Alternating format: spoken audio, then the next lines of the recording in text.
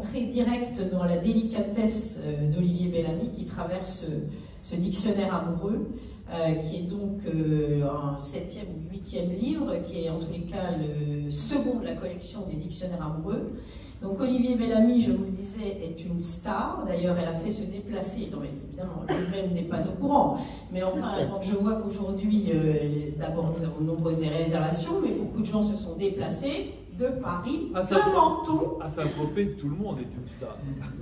Oui, enfin, alors mérité parfois, moins parfois.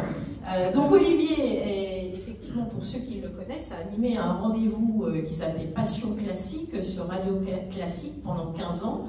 Et il a fait de nombreux portraits, de nombreuses interviews intimes avec lesquelles la clé d'entrée était la musique. C'est-à-dire qu'il s'agissait de faire parler les gens finalement des œuvres qu'ils aimaient. À travers ça, il parlait d'eux. Et bien sûr, on découvre les gens d'une autre manière. Donc il y a eu cette émission de radio, il y a de nombreuses choses d'organisées, de concerts, et puis il y a eu effectivement la production de livres, alors dont certains sont des romans ou des livres très proches de vous, comme Requiem pour un chat, qui est un très beau livre, plus personnel, qui est dédié à sa chatte, qui a été... comme vous dites, quand un animal meurt, c'est l'âme silencieuse d'une maison qui s'en va.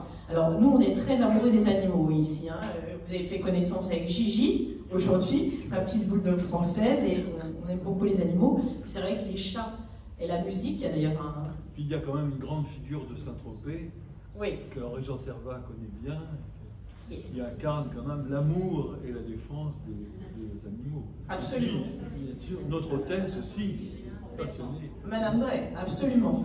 D'ailleurs, effectivement, donc à ce propos, puisqu'on introduit, avant de rentrer dans le vif du sujet, c'est-à-dire Chopin, la semaine dernière ou la fois dernière, on expliquait que j'ai expliqué qu'on avait décidé de faire cette saison une saison iconique, en célébrant entre autres avec Henri-Jean Servat, Bardot et Schneider, qui sera là le 2 et 3 août.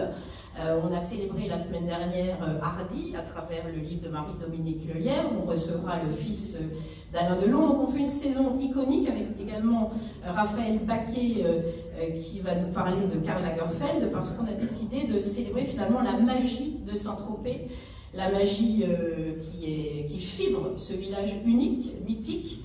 Et donc on va vous recevoir pour vous raconter des histoires de vie. Alors là, on a également un icône finalement avec Chopin, enfin quelque chose, quelqu'un qui est, comme dit, c'est le Mozart de Varsovie, un icône, un génie, dont la vie traverse les pages du dictionnaire amoureux. Et ce dictionnaire amoureux a donc été dirigé par notre ami Jean-Claude Simoën. Alors, non mais dirigé, la collection a été effectivement créée par Jean-Claude, donc Jean-Claude est également iconique dans le monde de l'édition, n'est-ce pas Jean-Claude, puisqu'il a donc créé cette très belle collection, le dictionnaire amoureux, il y a plus de 20 ans, qu'il a édité 101 dictionnaires. On a reçu d'ailleurs, si vous vous rappelez bien, en octobre, Richard Colas pour le dictionnaire amoureux du Japon. On avait reçu les Naon pour le dictionnaire amoureux de l'art moderne et contemporain. On a reçu Yann Kefelec. On a reçu, je ne sais plus combien beaucoup de dictionnaires amoureux déjà. Et aujourd'hui, c'est donc Jean-Claude qui sera à la manœuvre avec Olivier pour nous déployer cet éventail qu'est le dictionnaire amoureux de Chopin. Alors j'accepte tout ce que je viens d'entendre parce que j'ai passé l'âge de pouvoir rougir. Alors en guise de prolégomène, je voudrais tout de suite donner les toutes premières pages, les toutes premières lignes de la première page de ce dictionnaire amoureux d'Olivier Bellamy. On grandit sous le regard de Bach, on est heureux près de Mozart, mais l'on aime pleurer avec Chopin. On aime Dieu par la foi de Bach, la vie grâce à Mozart, l'humanité à travers Beethoven, et l'on est amoureux de Chopin. Et il continue. L'exigence de Calas, sa fantaisie, son goût, son esprit critique, son caractère, sa colonne vertébrale et son génie m'ont ramené vers Chopin. Il vous faut chanter si vous voulez jouer du piano, a dit l'enchanteur du clavier. Moi, il m'a fallu traverser un fleuve de feu dans un lit de cristal pour mieux retrouver l'oiseau de paradis. C'est un bel oiseau de paradis, mon cher Olivier. Oui, on a tous un rapport, enfin, je veux dire, dans le monde de la musique, pour les pianistes, j'ai parlé à énormément de pianistes, pour eux, Chopin est certainement l'un des compositeurs les plus difficiles à jouer. Et pourtant, c'est l'un des régulièrement les plus facilement massacrés par des hordes d'amateurs, parce que c'est une musique qui paraît facile, apparemment, parce que c'est une musique très mélodieuse, mais c'est très difficile parce que le degré esthétique est très élevé et il y a plusieurs couches souterraines, l'harmonie, il y a le rythme qui est très, très précis, notamment pour certaines œuvres comme les mazurkas. Certains disent qu'il faut savoir danser le mazurka pour pouvoir l'interpréter. Enfin, il y a comme ça énormément de difficultés, et même les plus grands virtuoses disent que c'est très difficile. C'est aussi difficile que Mozart, par exemple. Mozart, il y a une grâce presque enfantine. Quasi naturelle. Oui, quasi naturelle, parce qu'un morceau de Mozart, c'est comme un paysage de nature, mais de la même manière, Chopin, comme il avait un esprit critique, c'est à la fois un romantique, c'est évident, mais dans une tête classique. Il avait un tel esprit critique, c'était un perfectionniste, ce qui fait qu'il n'y a aucune note. Bon, par exemple, dans une page de Rachmaninov, il y a beaucoup de notes, en fait, toutes ne sont pas essentielles. J'en veux pour preuve le fait que, par exemple, Vladimir Horowitz ne les a pas toutes jouées. Ça n'empêche pas ces interprétations pour Rachmaninov d'être exemplaires. En revanche, Chopin, c'est très, très particulier. Il note tous les mouvements de pédale, ce qui est hallucinant. Il n'y a pratiquement aucun compositeur qui note le moment où on doit appuyer sur la pédale et le moment où on doit retirer la pédale. Et même de grands interprètes ne respectent pas, toujours noient dans la pédale, qui est souvent sans dire des choses trop techniques, mais qui sont un peu des cache-misères. Alors que certaines fois, la musique doit chanter, mais la musique doit parler aussi. Donc il y a un besoin d'une certaine nudité. Et puis, évidemment, c'est une musique qui est universelle, qui parle à tout le monde, et une musique qui est tellement, où les sentiments sont tellement forts, que beaucoup d'interprètes ont envie d'y placer les leurs. Alors c'est une musique qui doit être sans arrêt sur un fil. Si vous donnez Chopin avec beaucoup de sentiments, ça risque d'être trop, trop en faire, ça risque d'être kitsch et déplacé. Vous êtes comme quelqu'un qui vous embrasse et qui vous étouffez. Ou alors si quelqu'un respecte de manière janséniste, ça devient sec, ça devient impersonnel. Donc on est vraiment sur un fil. Et c'est pour ça que c'est un classique qui vient autant, qui est né à l'âge romantique, mais qui se nourrit beaucoup de Bach et Mozart, qui sont probablement ces deux dieux. Alors on va parler de Bach, mais avant je voudrais, tu citais tout à l'heure le rubato, le fameux rubato chopinesque, et un ami de Chopin, celui qui lui a présenté quasiment, ou presque, toutes les célébrités de Paris quand il est arrivé à Paris, Franz Liszt. Et Franz Liszt dit, l'image du rubato, regardez ces arbres, le vent joue dans leurs feuilles, les fait ondoyer, mais l'arbre ne bouge pas. Voilà le rubato chopinesque. Oui, alors c'est un peu difficile à comprendre, ça est plus, c'est-à-dire que la main gauche doit être toujours, c'est Chopin qui dit ça, la main gauche c'est le maître de chapelle, c'est le chef d'orchestre. C'est-à-dire que le rythme doit être comme ça. Et il dit, avec la main droite, mais évidemment, il faut que ça s'insinue, vous pouvez mettre un peu de rubato, mais avec un rythme. Mozart disait lui-même, comme quoi c'est pas une invention de Chopin, le rubato. La main gauche doit être inflexible, ne jamais céder. Alors, c'est une idée, parce qu'en fait, c'est pas tout à fait vrai. dans le piano, il y a beaucoup d'illusions. Si vous ralentissez un peu à la main droite, vous êtes forcé de ralentir un peu à la main gauche. Sinon, il y a un décalage. Si vous allez plus lentement, ben, la main gauche, vous êtes déjà parti, et puis c'est plus les mêmes notes. Les notes ne vont plus ensemble. Mais c'est une impression. On doit toujours sentir que le rythme n'est pas trop capricieux. Si vous chantez si on sent que c'est trop capricieux, non, on doit sentir que c'est une chose racontée comme ça, mais de manière naturelle. Voilà. En fait, je pense que c'est le mot qui va le mieux, c'est que ça doit être le plus naturel possible. Ni trop guindé, ni trop expressif. Parce que la musique est déjà assez expressive par elle-même, il n'y a pas besoin de rajouter des effets comme ces acteurs qui, autrefois, ou les hommes politiques d'une certaine époque, comme ça, qui parlaient.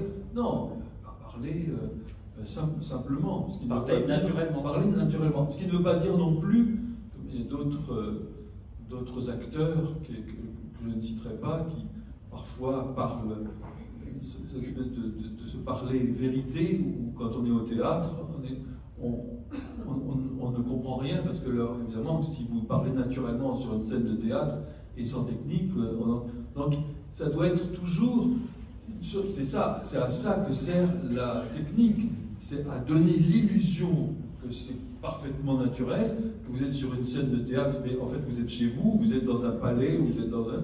mais en fait, rien n'est naturel. Il y a un très grand travail pour arriver à ça. C'est ce que tu es en train de décrire, ça s'appelle le juste équilibre. Voilà.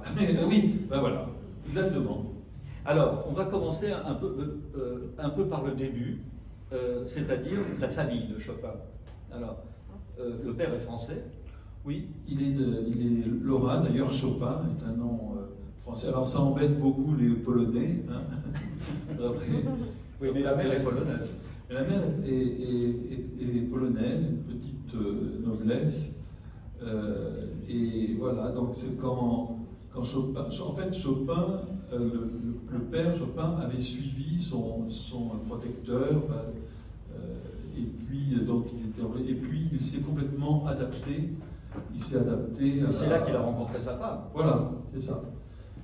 Et puis donc ils ont eu 2 filles, et puis Frédéric Chopin, et, voilà. Et donc lui était professeur de français, d'abord dans le petit village où il était, ensuite à Varsovie, et donc Chopin, donc le père était professeur de français et tenait en plus un internat, et donc dans cet internat qui était très bien fréquenté, il y avait les enfants des plus grandes familles polonaise. C'est ainsi que Chopin a pu, très jeune, être l'ami des enfants, l'ami intime des plus grands nobles. Donc, ce rapport avec les aristocrates, qu'on a parfois moqué, hein, on a dit que souvent Chopin jouait dans les salons pour les comtesses et les marquises. En fait, il avait toujours connu ça. Et c'était l'époque en plus. Oui, non, c'était l'époque, mais lui, c'était très, très naturel d'être à tu et à toi avec les plus grandes familles. Alors, est-ce que Chopin était un enfant particulièrement doué, parce que très jeune, il va donner ses premiers concerts? Alors, les concerts... À 7 ans. Oui, alors... Au départ, Chopin donne des concerts, mais très vite, il veut être considéré comme compositeur et pas comme pianiste.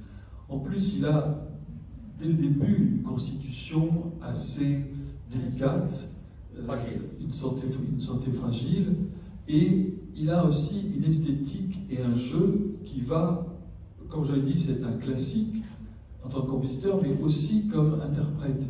Il a un jeu qui est très différent du jeu des virtuoses de son époque, que ce soit Liszt ou Thalberg, ou enfin bon, la plupart des grands virtuoses de cette époque-là de la vie de Chopin, défonçait le piano. C'était beaucoup trop fort, alors que lui, il aimait que ce soit comme un tendre murmure qui allait doucement émouvoir le cœur. Oui, on ne tape pas sur le piano. Voilà, on ne tape pas sur le piano. Ce qui ne veut pas dire que quelqu'un comme Franz Liszt avait une très grande technique. Liszt ne tapait pas sur le piano, mais c'était deux esthétiques très différentes. L'un, Franz Liszt, pour qui le piano était comme un orchestre, c'est-à-dire il a, bon, voilà, alors que pour Chopin c'était comme une voix humaine. Chopin était, pour lui, il était beaucoup plus attiré par l'opéra. Pour lui, un morceau de piano devait chanter exactement comme un air de bel canto de son grand ami, son grand ami Bellini. Vous voyez, donc ce sont deux esthétiques très différentes. Mais alors, justement, il a donné très peu de concerts dans sa vie. Vous vous rendez compte que bon, quand il était jeune, quand il était enfant, oui, mais très vite, ça n'a pas beaucoup aimé. D'abord parce que voilà, il n'a pas beaucoup aimé les concerts. Non, oui, mais ce qu'il voulait, c'est jouer ses œuvres. C'est-à-dire que même si c'était un très grand pianiste, il ne voulait pas jouer les œuvres des autres. Il voulait que le pianiste Chopin soit l'interprète pour montrer les œuvres de Chopin, compositeur, et surtout faire comprendre. Parce que même si aujourd'hui les mélodies de Chopin nous paraissent d'une beauté universelle, immédiate, son langage était quand même pas si, pour les oreilles de l'époque, son harmonie était quand même parfois très étrange, parce que nous avons intégré toutes ces dissonances. Pour nous, elles nous sont devenues naturelles, mais à l'époque, il y avait beaucoup de pianistes ou de critiques qui trouvaient ça vraiment très, très étrange, ou trop chichiteux, ou trop bizarre.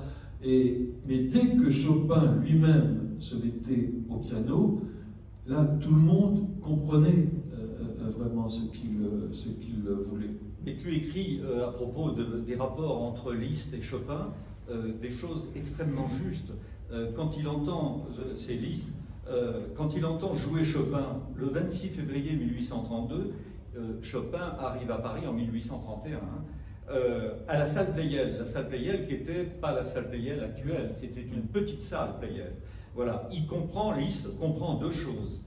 La première, ce Polonais ne sera jamais un rival pour ce qui est de la boutique. La boutique, évidemment, sa boutique. Et la seconde, c'est un génie. Et on va plus loin.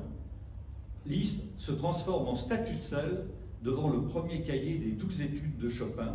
Il s'enferme chez lui pendant plusieurs semaines pour les travailler.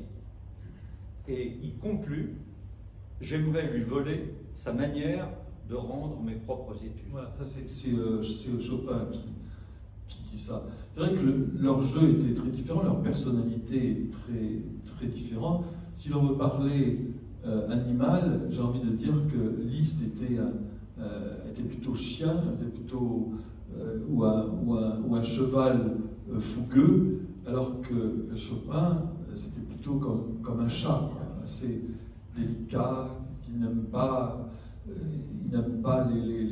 qu'on parle trop fort. Et tu as une très jolie formule. Liszt est l'homme des grands gestes, Chopin celui des petits détails. Oui, c'est ça.